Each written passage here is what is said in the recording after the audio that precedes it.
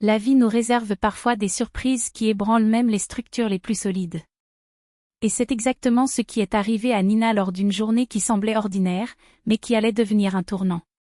Pendant que son mari, Dima, était au travail, elle a décidé de résoudre un problème simple, le réfrigérateur vide. Ce n'était pas dans ses habitudes de cuisiner juste pour lui-même, il préférait un plat rapide ou une salade légère au café. Mais cette fois, la faim parlait plus fort et la solution n'était qu'un voyage, la ferme familiale, où les légumes frais poussaient en abondance et où l'air frais gardait encore l'odeur de l'enfance. Le trajet là-bas était une opportunité rare. Dima voyageait fréquemment, malheureusement, les visites à la ferme restaient toujours en arrière-plan. Ce petit coin de paradis manquait à Nina, un refuge parmi des arbres qui, même s'ils ne formaient pas une véritable forêt, semblaient murmurer d'anciens secrets. Là, parmi les sentiers et les clairières, elle avait déjà croisé des lapins effrayés, des fruits sauvages et même un cerf curieux, qui la faisaient hurler d'effroi. Dima s'est moqué de ces histoires, mais il a aussi appris à respecter cet écosystème fragile. Certes, il rêvait déjà de s'emparer du fusil pour chasser, mais Nina ne s'acharnait pas, ce n'est pas pour le trophée, c'est pour la vie. Et la vie ne se prend pas pour le sport. Ce que son mari n'avouait pas à voix haute, c'est qu'au fond il admirait ce cœur généreux qui accueillait toute créature dans le besoin. Combien de fois s'est-il retrouvé impliqué dans le sauvetage des animaux que Nina avait ramenés à la maison? Des chats blessés, des oiseaux aux ailes cassées, et même un hérisson une fois. Il grommelait, mais finissait par aider, et dans les moments où il pensait que personne ne le regardait, il caressait même les oreilles velues ou le museau blessé des animaux. Le problème était que la vie en ville, avec les loyers et les déménagements constants, ne rendait pas les choses plus faciles. Nina rêvait de tout vendre et de s'installer définitivement dans la ferme héritée de ses parents, mais Dima a toujours reporté la conversation. D'abord, on constitue une réserve, ensuite on verra. C'est avec ce mélange d'envie et de détermination qu'elle a tourné la clé de contact. La route serpentait entre les champs et le soleil menaçait déjà de se coucher lorsque la barrière en bois apparut devant nous. Nina sourit en reconnaissant l'endroit, mais le sourire se figea sur son visage. Une camionnette inconnue était garée juste devant la maison. Personne à l'intérieur. Aucun mouvement. Le cœur s'est accéléré. Elle s'avança un peu, coupa le moteur et sortit son téléphone portable. Il a essayé d'appeler Dima, mais l'appel est arrivé sur la messagerie vocale. Un petit message, il y a quelqu'un ici à la ferme. Je ne reconnais pas la voiture. Sans réponse, il est sorti du véhicule et a instinctivement évité la porte principale. Il contourna la clôture du côté du verger, où un passage étroit menait directement dans le bois. Accroupie, elle avançait en silence, chaque pas calculé. C'est alors qu'il entendit des voix. Et alors qu'il regardait à travers les branches, son sang se glaça. Au centre de la cour, sa belle-mère, les bras croisés sur sa large poitrine, portait des pantoufles usées tout en se disputant avec Egor, le beau-frère de Nina. À leurs pieds, un chiot rampait, gémissant doucement, ses pattes tremblantes tentant en vain de se relever. À chaque mouvement, sa belle-mère le poussait du pied, comme s'il était une nuisance à éliminer. En finir avec ça, mon garçon. L'animal souffre pour rien, ordonna-t-il avec impatience. Je pensais pouvoir le sauver, tante. J'ai raté la cible. Je pensais que c'était un lapin, balbutia Egor, visiblement embarrassé. Sauvegarder quoi? Une nuisance? Et en plus, il a du sang sur tout. Dima va paniquer quand il verra ça. Nous aurions dû sortir d'ici avant son arrivée. Nina ne pouvait pas le supporter. Le cri étouffé du chiot était comme un couteau dans la poitrine. Il sauta de derrière les buissons, courut vers l'animal et le ramassa, les yeux humides de colère. « Que faites-vous ici » grogna-t-il, sans les regarder. La belle-mère recula, surprise. « Nina ? Comment as-tu » balbutia-t-il. « Sortez de chez moi. » Maintenant, coupa-t-elle, glacial. Egor essaya de se justifier, « Je ne le voulais pas, je le jure. » C'était par accident. Par accident? Vous lui avez tiré dessus. Et elle, a-t-il montré sa belle-mère, a voulu le laisser mourir comme un déchet. Sortez.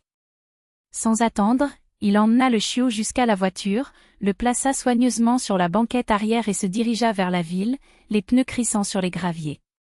À la clinique vétérinaire, en attendant des nouvelles, le téléphone sonne. C'était Dima, affligée. Que se passe-t-il, Nina? Ma mère a appelé en criant que tu avais viré tout le monde. Ce n'est pas comme toi. Elle inspira profondément avant de dire, ton frère a tiré sur un chien. Ta mère voulait qu'il meure petit à petit. Ils étaient dans notre ferme, avec une arme à feu, faisant ce qu'ils voulaient, même s'ils savaient ce que je pensais de la chasse. Il y eut un silence de l'autre côté. Je ne savais rien, je le jure. Je pensais qu'ils allaient juste faire un barbecue, cueillir des champignons. Nina savait qu'ils disaient la vérité, mais la déception était amère. Ça suffit. Parlons quand tu seras là-bas. Je suis chez le vétérinaire. J'arrive. J'ai fini plus tôt. Dima est apparue moins d'une heure plus tard, la serrant fort dans ses bras, même si elle était rigide de tension. Je suis désolée, mon amour. Je ne savais pas que Igor allait prendre le fusil de chasse. Nina n'a pas répondu. C'est alors qu'apparaît le vétérinaire en souriant, il va aller bien. Et regardez, c'est une race. Il a probablement été abandonné à cause du rachitisme, mais avec précaution, il s'en remettra. Dima regarda sa femme, qui finit par détendre ses épaules. On le ramène à la maison? Demanda-t-il doucement. Nina hocha la tête, les yeux brillants. Oui. Et cette fois, personne ne nous le prendra. Le vétérinaire ajoute, toujours souriant, en ajustant le collier provisoire autour du cou du chien, après le traitement, il sera comme neuf. J'ai juste besoin de savoir, allez-vous l'adopter ou préférez-vous qu'on lui trouve un foyer? Dima ouvrit la bouche, prêt à répondre qu'il trouverait quelqu'un, comme il le faisait toujours quand il s'agissait de responsabilité, mais Nina l'interrompit avant que le mensonge ne soit révélé. Nous le prendrons. Il est à nous, déclara-t-il fermement, ses doigts resserrant la sangle du sac comme s'il défendait déjà l'animal de toute menace future. Dima cligna des yeux, surpris par la véhémence. Elle se tourna vers lui, les yeux pétillants de défi, ou tu préférerais qu'on nous jette à la rue à cause d'un chien? La question sonnait comme une accusation, comme s'il trahissait déjà l'accord avant même d'avoir été consulté. Dima connaissait ce ton. C'était le même que celui utilisé par Nina lorsqu'elle décidait, à tout moment, qu'il devait changer de canapé, repeindre le salon ou, comme maintenant, tourner le dos à la vie qu'il s'était construite. Il essaya de discuter, mais elle l'interrompit, je ne peux plus prendre cet appartement.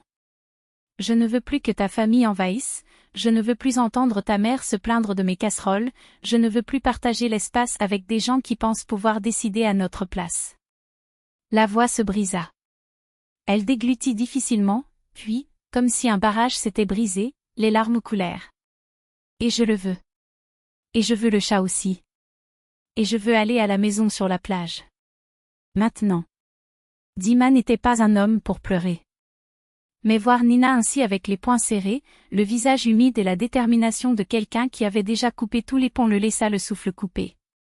Il l'attira vers lui, la tenant contre sa poitrine comme s'il pouvait, avec la seule force de ses bras, recoudre les morceaux d'elle qui semblaient s'effondrer. Et, pourquoi pleurer?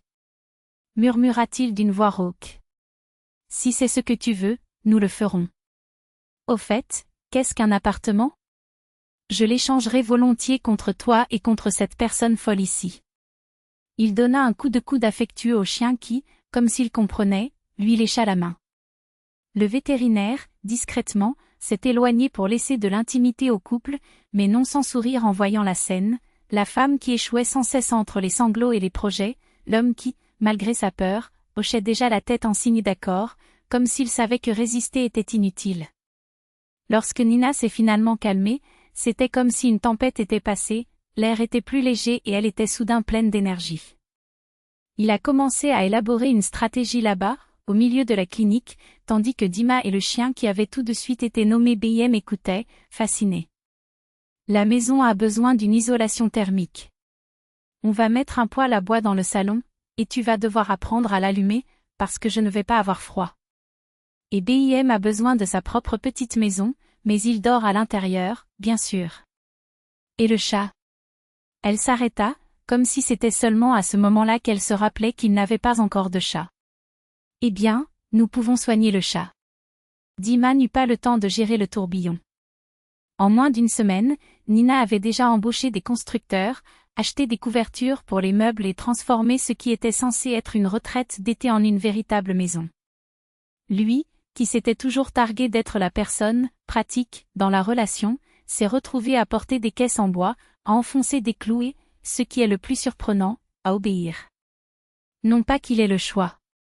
Nina, lorsqu'elle décidait quelque chose, était comme la marée, impossible à contenir.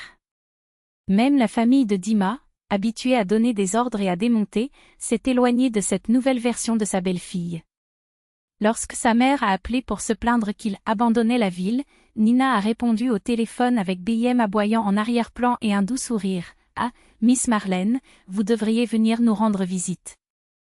L'air ici fait des merveilles. Et regardez, nous avons même des chiens maintenant.